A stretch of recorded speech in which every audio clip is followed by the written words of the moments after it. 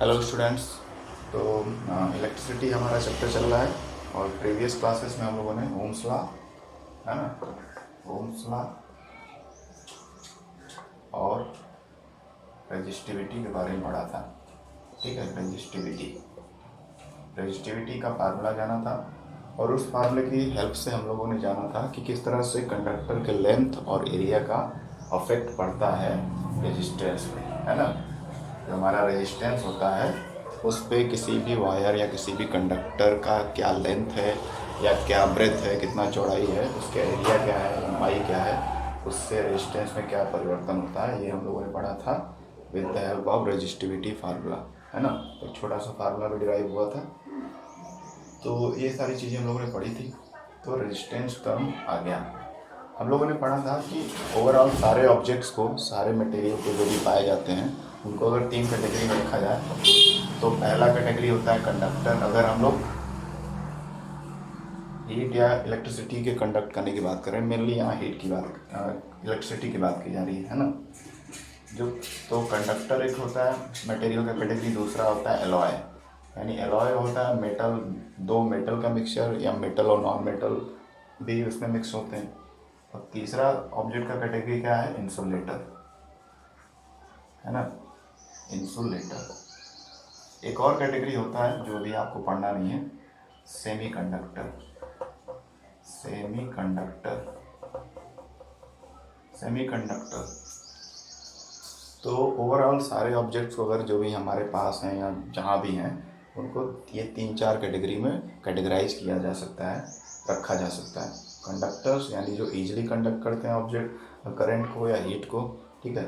Alloy जो conduct तो करते हैं लेकिन उतना ईजिली नहीं या उतना फ्रिस्कली नहीं, उतना तेज़ी से नहीं। फिर इंसुलेटर जिस पे कंडक्टिविटी एकदम ना के बराबर होती है, नेग्लिजिबल होती है, ठीक है, यानी करंट बहुत ही स्लो है, एकदम फ्लो ही नहीं करता है। सेमी कंडक्टर जब आप पढ़ेंगे हायर क्लासेस में तो सेमी कंडक्टर का मतलब होता है ऐसी चीज़ें जो कंडक्टर जैसी हों। सेमी का मतलब लगभग कंडक्टर जैसी हों लेकिन किसी पार्टिकुलर कंडीशन में, है ना। तो ऐसी चीज़ों को सेमी कंडक्टर बोलते हैं। जैसे हमारा हो गया सिलिकॉन, जर्मेनियम, इस तरह के कुछ एलिमेंट्स हैं हमारे पीरियोडिक टेबल में जिनको सेमी कंडक्टर बोला जाता है। मोस्टली सिलिकॉन और जर्मेनियम, सबसे ज़्यादा सिलिकॉन, बाद उसके बाद जर्मेनियम। इसका बहुत सारा इलेक्ट्रॉनिक चिप्स बनाया जाता है। इलेक्ट्रॉनिक चिप आप जानते होंगे, जो कंप्यूटर, मोबाइल और बाकी सारी चीज़ों का जो मदरबोर्ड होता है उसमें इसी का चिप बनता है, इसी सेमीकंडक्टर का, जो सिलिकॉन से बना होता है, ठीक है। तो सेमीकंडक्टर कंडक्टर जैसा बिहेव करते हैं कुछ पार्टिकुलर कंडीशन में, अदरवाइज वो मतलब एक इंसुलेटर जैसे रहते हैं, लेकिन उनको पार्टिकुलर टेम्परेचर या कंडीशन प्रोवाइड किया जाएगा तो वो कंडक्टिविटी शो करते हैं। तो ओवरऑल ये 4 तरह के ऑब्जेक्ट्स, मतलब सारी चीज़ों को हम लोग इस 4 कैटेगरी में रख सकते हैं जो भी वस्तुएं हमारे आसपास होती हैं। अब हम लोगों ने पढ़ा था, हम लोगों ने ये जाना था कि कंडक्टर जो होता है उसका रेजिस्टेंस बहुत कम होता है, बहुत कम होता है, इसलिए वो इसमें से करंट इजीली फ्लो होता है। लेकिन इसमें भी होता है रेजिस्टेंस, ये थोड़ा सा चौंकाने वाला है ना। जैसे हम लोग को जनरली लगता था कि जो कंडक्टर उसमें करंट इजीली फ्लो करेगा और कोई समस्या नहीं आएगी, लेकिन इसमें भी रेजिस्टेंस है।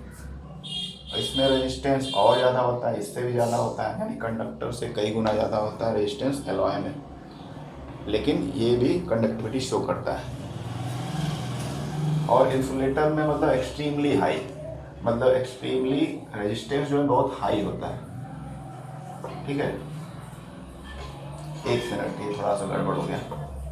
इसमें रेजिस्टेंस मान लीजिए इतना था और एलॉय में रेजिस्टेंस थोड़ा और ज़्यादा हो गया, और इसमें इंसुलेटर के केस में रेजिस्टेंस बहुत ज़्यादा हो गया। तो रेजिस्टेंस जितना ज़्यादा रहेगा उतना ही करंट स्लोली मूव करेगा, है ना, क्योंकि रेजिस्टेंस करंट के फ्लो को या मूवमेंट को रोकता है, यही हम लोगों ने समझा था, ठीक है।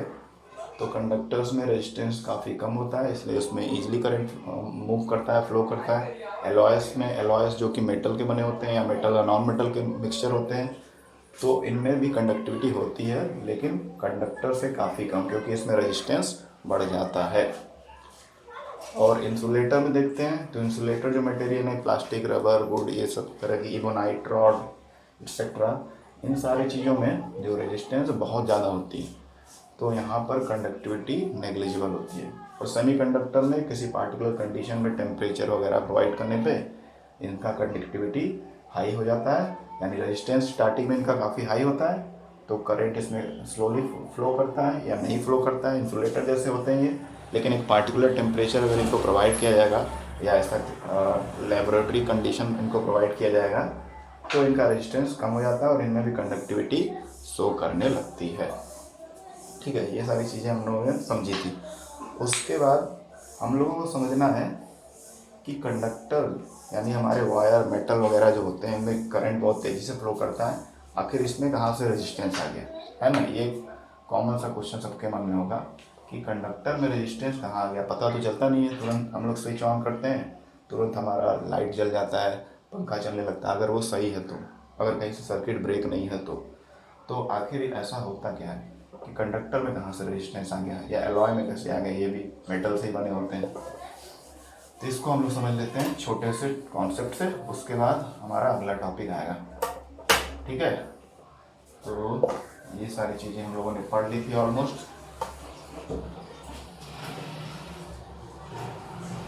रेजिस्टेंस इन कंडक्टर, कंडक्टर या किसी भी वायर में जो मेटल का बना हुआ है उसमें रेजिस्टेंस कहाँ से आ जाता है, करंट को रोकने के लिए कहाँ से रेजिस्टेंस जनरेट होता है, ये हमको समझना है। तो मान लेते हैं कि एक वायर है हमारा, ठीक है। अधिकतर वायर या सभी वायर देखते होंगे आप सिलेंड्रिकल शेप का होता है, जिसका एंड जो होता है सर्कुलर होता है, यानी इसको जो मोटाई होती है या विड्थ होती है वो सर्कुलर एरिया की होती है, सर्कुलर शेप की, और बाकी लंबाई। तो ये एक वायर है। अब इसमें से क्या, इसमें बहुत सारे पार्टिकल होंगे, ये मैंने पहले भी बताया था कि सॉलिड मेटल जो होता है सॉलिड होता है, उसके पार्टिकल एकदम क्लोजली पैक्ड होते हैं, स्पेस बहुत ही कम, मतलब ना के बराबर स्पेस होता है, एकदम क्लोजली पैक्ड होते हैं, कोई भी स्पेस नहीं होता है। यहाँ तो ड्रॉ करने में गड़बड़ी हो रहा है, लेकिन एग्जैक्ट अगर इसका ड्रॉ देखा जाए अरेंजमेंट एटम्स का, तो सॉलिड मेटल के अंदर जो एटम्स का अरेंजमेंट है वो कम्प्लीटली क्लोजली पैक्ड है। ठीक है, क्लोजली पैक्ड है। ठीक है, अब ये मान लेते हैं कि ये कॉपर वायर है, कॉपर वायर। ठीक है, कॉपर वायर, तो कॉपर जो होता है एक इलेक्ट्रॉन लूज करता है, यानी कॉपर में से एक इलेक्ट्रॉन निकल गया, फ्री इलेक्ट्रॉन। ठीक है, तो ये बन गया कॉपर प्लस। ठीक, तो जब ये सर्किट से जुड़ा रहेगा इसको एक पार्टिकुलर पोटेंशियल देंगे, है ना, पोटेंशियल डिफरेंस यानी वोल्टेज देंगे, पावर सप्लाई देंगे, तो क्या होगा, इस हर एक एटम में से जो फ्री इलेक्ट्रॉन रहेगा, हर एक एटम में से जो फ्री इलेक्ट्रॉन है ना, वो निकलने लगेगा। जो इजीली रिमूव हो सकता है उसको फ्री इलेक्ट्रॉन बोलते हैं। तो हर एक एटम में से फ्री इलेक्ट्रॉन निकलेगा, जैसे ही फ्री इलेक्ट्रॉन निकलेगा, ये सारे एटम तो वैसे ही फिजिकली वहीं पे प्रेजेंट रहेंगे, लेकिन उसमें से बहुत सारे आयनिक फॉर्म में कन्वर्ट होंगे, है ना। तो इलेक्ट्रॉन तो निकल ही रहा है, साथ ही साथ वहाँ पे कॉपर आयन या जो भी मेटल का वायर है उसका आयन भी बन जा रहा है, तो इलेक्ट्रॉन मूव करेगा। ठीक, लेकिन बीच बीच में जो आयन्स प्रेजेंट है उस मेटल के, वो उस इलेक्ट्रॉन को अट्रैक्ट कर देते हैं, तो बीच में ही रोक देते हैं। इसलिए क्या होता है कि इलेक्ट्रॉन का मूवमेंट उतना स्टेडली नहीं होता है, उतना फास्ट नहीं होता है।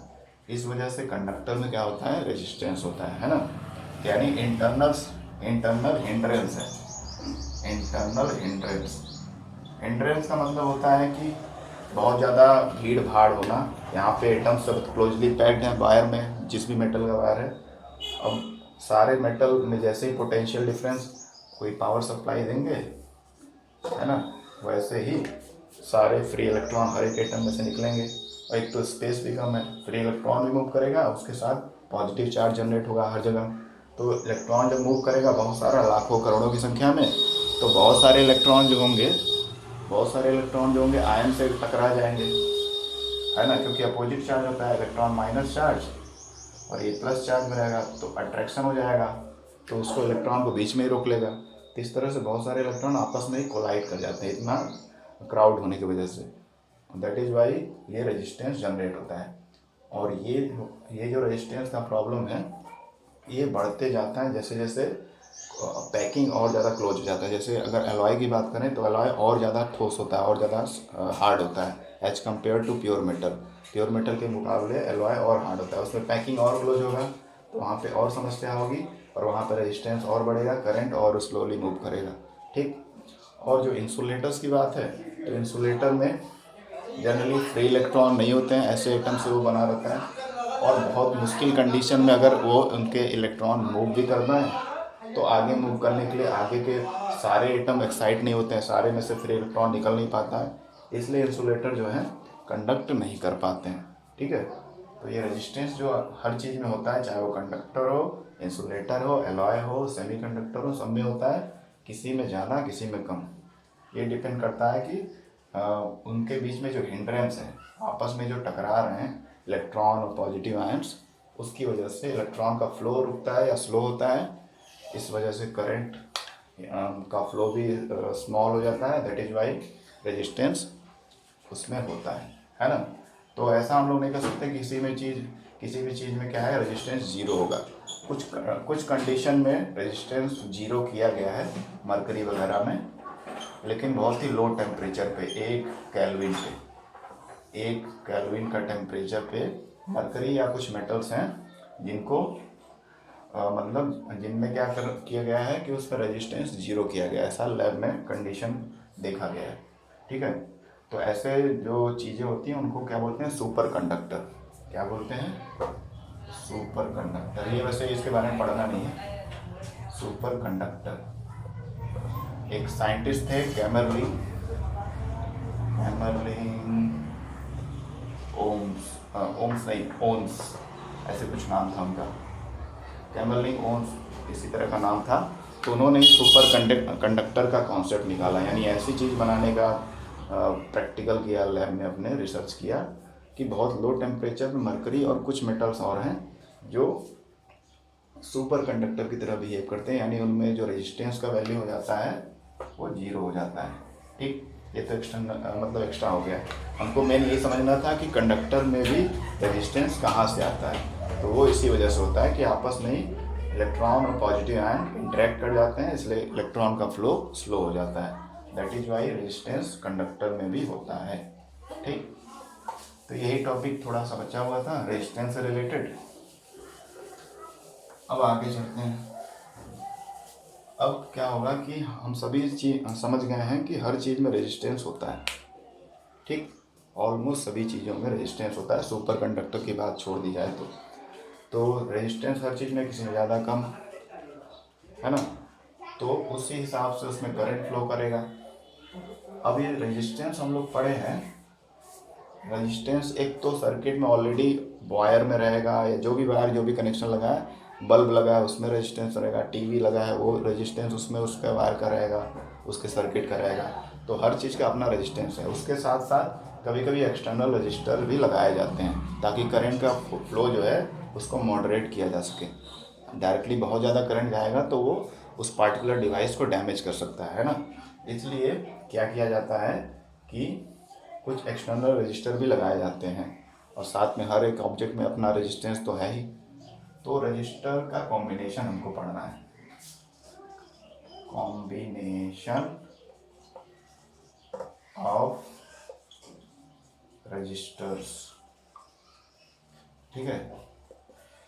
जो रजिस्टर्स होते हैं अगर उनको सर्किट में अरेंज किया जाए कोई पैटर्न में तो क्या मिलता है हमको देखने को, और ओम्स लॉ की सहायता से हम उसका फाइनल सिंप्लीफिकेशन करेंगे, कैलकुलेशन करेंगे। तो चलिए समझते हैं combination of resistors. Combination of resistors, तो दो तरह के कॉम्बिनेशन जनरली होते हैं रजिस्टर्स के। एक होता है सीरीज कॉम्बिनेशन, दूसरा होता है पैरेलल। ठीक है। सीरीज कॉम्बिनेशन और पैरेलल कॉम्बिनेशन। सीरीज का अर्थ है कि जो रजिस्टर्स रहेंगे वो एक के बाद दूसरे से कनेक्टेड रहेंगे विद द वायर, या फिर वो डायरेक्टली भी कनेक्टेड रहेंगे। ठीक है। हो सकता है छोटा सा वायर लगा रहेगा, उसके बाद अगला रजिस्टर। सीरीज में एक क्रम से लगातार जुड़े रहेंगे। तो इस तरह का जब रजिस्टर अरेंजमेंट रहे, इस तरह का अरेंजमेंट जो रहता है रजिस्टर का, उसको हम लोग बोलते हैं सीरीज कॉम्बिनेशन। ये सीरीज में जुड़े हुए हैं, क्रम से जुड़े हुए हैं, ठीक। तो अलग अलग मान लेते हैं रेजिस्टेंस, इसका R1, इसका R2, इसका R3, ठीक है, कुछ भी हो सकता है, या तीनों के इक्वल भी वैल्यू हो सकते हैं। मतलब तीनों का मान लेते हैं 5-5 ओम है, ये भी मान सकते हैं, या अलग अलग भी हो सकता है। वो डिपेंड करता है कैसा रेजिस्टेंस हम लोग यूज किए हैं। अलग अलग रेजिस्टेंस का वैल्यू वाला वायर यूज किए हैं, या कम रेजिस्टेंस वाला यूज किए हैं। तो एक सीक्वेंस में जब रजिस्टर्स कनेक्टेड होते हैं और फाइनली वो पावर सप्लाई यानी पोटेंशियल डिफरेंस से या वोल्टेज या बैटरी से कनेक्टेड रहते हैं, तो उसको हम लोग सीरीज कॉम्बिनेशन बोलते हैं। अभी सिंपल ये समझिए, पैरेलल कॉम्बिनेशन में क्या होता है कि ये सीरीज में कनेक्टेड नहीं होते हैं, ये पैरेलली कनेक्टेड होते हैं। जैसे मैथमेटिक्स में आप लोग पढ़ते होंगे पैरेलल लाइंस वो होती हैं जो कभी मिलती नहीं है ना, ऐसे ऐसे पैरेलल लाइन सीधी एकदम रहेंगी, वो कभी भी इनफाइनाइट पे में भी मिलें, लेकिन ऐसे तो कभी नहीं मिलेंगी, ठीक है। जिनको पैरेलल लाइंस बोला जाता है। तो एक पैरेलल कॉम्बिनेशन उनका है, वो क्रम से ना जुड़े रहें, पैरेलल वे में जुड़े रहें, तो उसको पैरेलल कॉम्बिनेशन बोलते हैं, ठीक है। उसको इस तरह से ड्रॉ किया जा सकता है। तो ये हमारे 3 रजिस्टर्स हैं और तीनों पैरेलली एक दूसरे के पैरेलल कनेक्टेड हैं। और पैरेलल कनेक्टेड का अर्थ क्या है कि हर एक जो रजिस्टर्स है वो पावर सप्लाई से डायरेक्टली कनेक्टेड रहेगा, पावर सप्लाई से डायरेक्टली कनेक्टेड रहेगा। तो आप बोलेंगे कि यहाँ भी तो पावर सप्लाई से डायरेक्टली कनेक्टेड है ना। अगर यहाँ पे हम लोग ये पावर सप्लाई बना दें, तो सीरीज में पावर सप्लाई से हर एक रेजिस्टेंस डायरेक्टली कनेक्टेड नहीं है। जैसे इस पावर सप्लाई की बैटरी का पॉजिटिव एंड इससे कनेक्टेड है, लेकिन नेगेटिव एंड R3 से कनेक्टेड है, तीसरे रजिस्टर से कनेक्टेड है। ये दोनों एंड किसी एक ही से नहीं कनेक्टेड है ना। तो जहाँ पर जो बैटरी का सप्लाई है अलग अलग इंस्ट्रूमेंट के अलग अलग एंड से जुड़ा रहे, तो वो सीरीज कॉम्बिनेशन होता है। और जब हमारा बैटरी या पावर सप्लाई हर एक रजिस्टर से डायरेक्टली कनेक्टेड, जैसे यहाँ से जा रहा है, अब यहाँ से जो वोल्टेज जा रहा है या पोटेंशियल जा रहा है, ये वायर इससे भी कनेक्टेड है, यहाँ से इस पॉइंट से सब सेपरेटली कनेक्टेड कर सकते हैं। यानी कर सकते हैं एक इसका अलग सर्किट बन रहा है, अगर सोचे तो इसका अलग सर्किट बन रहा है, इसका अलग सर्किट बन रहा है, क्योंकि ये कॉमन पॉइंट है, ठीक। तो कॉमन पॉइंट पे क्या होता है कि ये सारी चीज़ें ऐसे रहती हैं, है ना। तो ये पैरेलल हमारा कॉम्बिनेशन हो गया। और पैरेलल कॉम्बिनेशन में बैटरी का पॉजिटिव और नेगेटिव टर्मिनल रजिस्टर से या किसी भी इलेक्ट्रिकल अप्लायंस से डायरेक्टली कनेक्टेड होता है। इस पॉइंट से सब सेपरेटली अगर देखा जाए तो सेपरेट भी एक तरह से, इसी पॉइंट से 3 कनेक्शन लिया गया है, ये भी ये भी ये भी, और तीनों ही कनेक्टेड है। और यहाँ पे देखिए प्लस एंड हम है, यहाँ माइनस एंड है। प्लस एंड R1 से कनेक्टेड है, माइनस एंड R2 से, फिर यहाँ मतलब माइनस एंड यहाँ आ गया। तो बैटरी के प्लस एंड और माइनस एंड से तीनों के तीनों रजिस्टर या तीनों के तीनों इलेक्ट्रिकल अप्लायंस सेपरेटली कनेक्टेड हुए इसमें समझ में आ रहे हैं, है ना।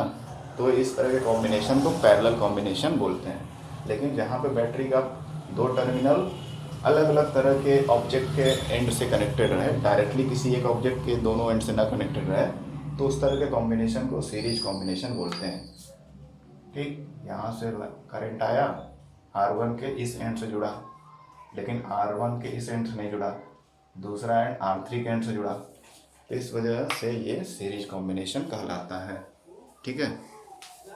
तो यहाँ तक समझ में आया। अब हम लोग 1 बाय 1 इसका डेरिवेशन समझते हैं, करते हैं। अब यहाँ पे जो R लिखा जा रहा है, रजिस्टर लिखा जा रहा है, R4 रजिस्टर का सिंबल है, कैपिटल R, है ना। तो इसमें होता क्या है, ये जो हम लोग बना रहे हैं सीरीज या पैरेलल कॉम्बिनेशन, R की जगह पे आप किसी भी बिजली के सामान को इमेजिन कर सकते हैं, है ना। जैसे बिजली, टीवी, फ्रिज, AC, कूलर, ये सारी चीज़ों, हर चीज़ों में रेजिस्टेंस रहेगा अलग अलग वैल्यू का, ठीक है। तो वही आप इमेजिन कर सकते हैं, ये नहीं कि अलग से बस एक तार ऐसे लगाए टेढ़ा सा। वहाँ वो सिंबल बनाने का अर्थ हम लोग प्रैक्टिकल लाइफ में अगर समझें तो वही है कि कोई इलेक्ट्रिकल अप्लायंस लगा है, उसका रेजिस्टेंस इतना है, दूसरे का इतना है, तीसरे का इतना है।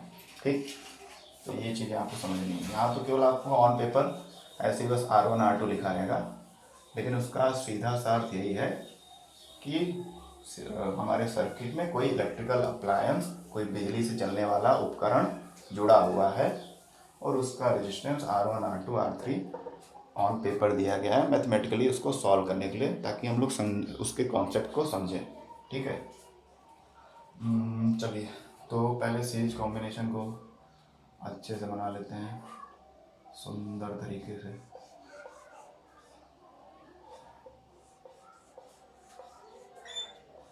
तीन ही रजिस्टर लेते हैं, ज़्यादा लंबा इक्वेशन नहीं बनाना है। ये हमारे तीन रजिस्टर है, यानी तीन चीज़ें एक क्रम में जुड़ी हुई हैं। मान लेते हैं तीन बल्ब है, कलरफुल बल्ब एक क्रम में जुड़ी हैं, उनका रेजिस्टेंस ऐसे दिखाया गया है। और थोड़ा टेढ़ा हो गया,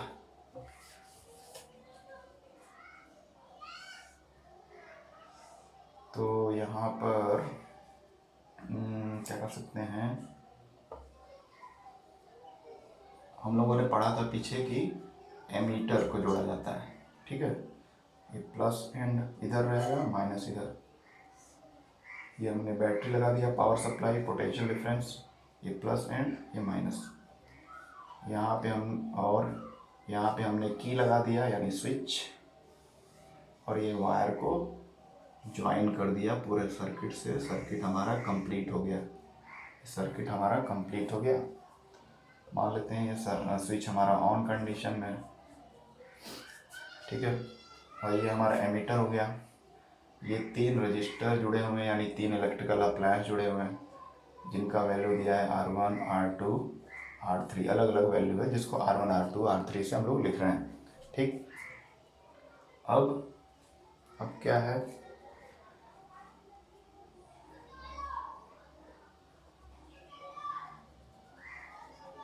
अब इन तीनों रजिस्टर के बीच में मतलब एक यहाँ से तार, एक यहाँ से तार जोड़ा गया है, किसके साथ, वोल्ट मीटर के साथ।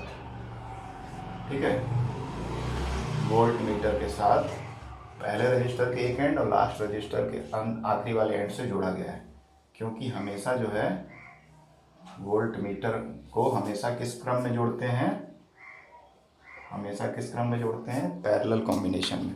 ठीक है, हमेशा वोल्ट मीटर को सर्किट में पैरेलल में जोड़ते हैं, ताकि हमको वो वोल्ट मीटर वैल्यू क्या बताए कि इन तीनों या इस उपकरण के अक्रॉस कितना वोल्टेज फ्लो हो रहा है। ठीक है, तो उसको पैरेलली जोड़ा जाता है, सीरीज में नहीं। एमीटर को हमेशा सीरीज में जोड़ा जाता है, सीरीज में जोड़ने से हमको एग्जैक्ट करंट का वैल्यू मिलता है। ठीक है, तो हमेशा एमीटर को सीरीज में जोड़ते हैं और वोल्ट मीटर को पैरेलल में। तो यहाँ तीनों के बीच में पैरेलल में हम लोग जोड़ दिया। उसके बाद तो जब तीनों के बीच में जोड़ेंगे तो ओवरऑल वोल्टेज V आएगा, और अगर हम लोग को हर एक रजिस्टर पे एक वोल्ट मीटर लगा के, मतलब वोल्ट मीटर एक मशीन आता है, उसके दो वायर निकले होते हैं, उसको यहाँ पे टच करके, सर्किट ऑन है, टच करके आप देख सकते हैं कि केवल इस रजिस्टर के बीच में कितना वोल्टेज जा रहा है, फिर केवल इस रजिस्टर के बीच में कितना वोल्टेज जा रहा है। ये तो टोटल तीनों रजिस्टर के थ्रू कितना ओवरऑल वोल्टेज फ्लो हो रहा है वो दिखाएगा यहाँ पर, है ना। और हर एक के एंड पे अगर हम लोग वायर जोड़े वोल्ट मीटर का, तो हमको इंडिविजुअल वैल्यू दिखाएगा कि यहाँ पे वोल्टेज का कितना वैल्यू है, यहाँ पे कितना है और यहाँ पे कितना है। ठीक है, तो यहाँ पर पहले पे अगर हम लोग जोड़ दें वोल्ट मीटर को, पहले पे जोड़ दिए, फिर दूसरे पे जोड़ दिए, फिर तीसरे पे जोड़ दिए, लाइट भी कट गया। तो तीनों रजिस्टर पे बारी बारी से हम लोगों ने वोल्ट मीटर अटैच करके देखा कि हर एक रजिस्टर के थ्रू कितना वोल्टेज पास हो रहा है। ठीक, तो एक बात याद रखिए कि सीरीज कॉम्बिनेशन में जब रजिस्टर्स रहते हैं, एक क्रम में रहते हैं, तो उनमें जो करंट होता है, इनके थ्रू जो करंट फ्लो करता है वो हमेशा क्या होता है, सेम होता है, कांस्टेंट होता है, इक्वल होता है। यानी यहाँ से जितना भी करंट निकला, मान लेते हैं 10 एम्पियर, तो हर एक रजिस्टर के पास करंट कितना रहेगा, 10 एम्पियर, उसमें कोई चेंज नहीं होता है। क्यों? क्योंकि करंट के लिए जब एक सिंगल पाथ रहता है तो करंट कभी अपना वैल्यू चेंज नहीं करता है। तो देखिए करंट के लिए क्या है, सिंगल पाथ है, करंट यहाँ से जाएगा और इस एंड से आ जाएगा, एक सिंगल पाथ है करंट का। अपने दोनों एंड एमीटर को जोड़ने के लिए, है ना, दो सिंगल पाथ है, कोई इसमें ब्रांचिंग नहीं हो रही है, एक सिंगल रास्ते से करंट होते हुए वापस आ जा रहा है।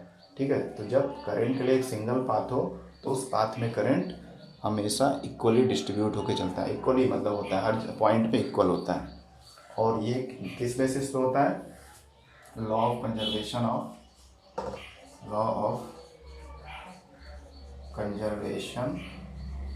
Of charges. Law of conservation of charges दो साइंटिस्टों ने दिया था, एक कोई वाटसन थे और बेंजामिन फ्रैंकलिन या कोई और था। तो उन्होंने बोला था कि जो चार्ज है उसको ना क्रिएट कर सकते हैं ना उसको डिस्ट्रॉय कर सकते हैं। चार्ज पार्टिकल हर एक ऑब्जेक्ट में होता है, तो वो कभी डिस्ट्रॉय नहीं होता है। तो करंट जो है चार्ज का फ्लो ही है, तो करंट भी कभी डिस्ट्रॉय नहीं हुआ। जितना करंट यहाँ से चल रहा है उतना ही होकर यहाँ वापस आएगा और इक्वल होगा हर एक रजिस्टर पे या हर एक इलेक्ट्रिकल अप्लायंस के पास में, जब वो सारे सीरीज में कनेक्ट हों। सीरीज में जब कनेक्ट रहेंगे तो एक ही पाथ रहेगा करंट के लिए। जब करंट के लिए एक ही पाथ है, एक ही रास्ता है फ्लो करने के लिए, तो चाहे कितनी चीज़ें लगी रहें, सब पे करंट जो होगा इक्वली पहुँचेगा। ठीक है, सब पे करंट इक्वली पहुँचेगा। तो ये चीज़ हो गया, तो सब पे करंट इक्वली पहुँचेगा। तो यही होता है law of conservation of charge, यानी charge can neither be created nor be destroyed. Hence in complete circuit the value of current will always be same, क्योंकि करंट ही अल्टीमेटली क्या है, चार्ज का फ्लो है विद रिस्पेक्ट टू टाइम। तो charge जब change नहीं होगा समय के साथ तो करंट भी चेंज नहीं होगा। और करंट सेम कब रहेगा, जब सारे ऑब्जेक्ट सीरीज में रहें। सीरीज में रहेंगे तो करंट के लिए कौन सा पाथ रहेगा, एक सिंगल पाथ, एक सिंगल रास्ता। जब करंट के लिए सिंगल रास्ता रहता है तो चाहे जितने सैकड़ों हजारों, जैसे हम लोग लड़ियाँ लगाते हैं दिवाली पर या शादी वगैरह पे, तो उसमें कई सारे बल्ब होते हैं छोटे छोटे, ऐसे ऐसे ऐसे एक ही वायर से जुड़े होते हैं, हजारों लाखों की संख्या में, हजारों की संख्या में। तो ये लड़ियों में जो सारे बल्ब होते हैं सीरीज में कनेक्टेड होते हैं, तो हर एक के पास इक्वल करंट जाता है। ठीक है, तो ये हम लोगों ने समझ लिया।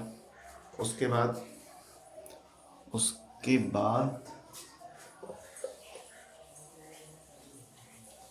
तो सीरीज कॉम्बिनेशन को हम लोग क्या बोल सकते हैं, लेकिन हाँ, तो करंट तो सेम रहेगा इस सीरीज में। तो पहला क्या हो गया, current will remain same across each resistor. हर एक रजिस्टर के अक्रॉस, हर एक रजिस्टर पे करंट का वैल्यू सेम रहेगा, because current is flowing through a single path. एक रास्ते से केवल जाएगा करंट, तो हमेशा ही चाहे जितने भी रजिस्टर लगे रहें, चाहे जितने भी बिजली के सामान लगे रहें, बल्ब लगे रहें, कुछ भी लगा रहे, सब में करंट इक्वल होगा। ठीक, उसके बाद और क्या इसमें हम लोगों ने कंक्लूड किया कि जब सर्किट ऑन है, सब कुछ कनेक्टेड है ऐसे, तो हर एक रजिस्टर पे जो वोल्टेज होता है या पोटेंशियल डिफरेंस वो अलग होगा। अलग क्यों होगा, क्योंकि जो हमारा पावर सप्लाई का सेंटर है यानी सेल है, वहाँ से हर एक रजिस्टर का दोनों एंड डायरेक्टली कनेक्टेड नहीं है। एक एंड इधर से कनेक्टेड है, दूसरा तीसरे वाले से कनेक्टेड है। ठीक है, तो पोटेंशियल डिफरेंस यहाँ पे तीनों डिफरेंट रहेंगे, है ना। वोल्टेज हर एक रजिस्टर पे अलग होगा लेकिन करंट सेम होगा। वोल्टेज अलग होने का रीज़न क्या है कि हर एक रजिस्टर या हर एक जो इलेक्ट्रिकल अप्लायंस है सेपरेटली पॉजिटिव और नेगेटिव एंड से कनेक्टेड नहीं है। That is why the voltage will be unequal in each of the register. ठीक है, तो इसको मान लेते हैं यहाँ पे वोल्टेज V1 होगा, यहाँ V2 होगा और ये V3 होगा। अलग अलग वैल्यू हो तो V1 V2 V3 मान लिए। और चूंकि करंट सेम रहेगा तो मान लेते हैं कि करंट जो है हमारा आई है, ये फ्लो कर रहा है, ठीक है, करंट फ्लो कर रहा है, आई करंट, आई मान रहे हैं क्योंकि इसमें चेंज तो हो नहीं रहा है, तो आई निकल रहा है करंट और आई वापस आ रहा है, ठीक है, आई वापस आ रहा है। तो इस तरह से ये पूरा सिनेरियो है। अब इसके और आगे हम लोग पढ़ेंगे नेक्स्ट वीडियो में, क्योंकि जो वीडियो का लिमिट है वो क्रॉस हो चुका है। तो आगे हम लोग नेक्स्ट वीडियो में इसको और अच्छे समझेंगे और इसका डेरिवेशन समझेंगे कि रजिस्टर्स जब सीरीज में कनेक्टेड होते हैं तो उस केस में रेजिस्टेंस का जो ओवरऑल वैल्यू होता है या इक्विवेलेंट रेजिस्टेंस होता है वो कैसे निकाला जाता है। ठीक है।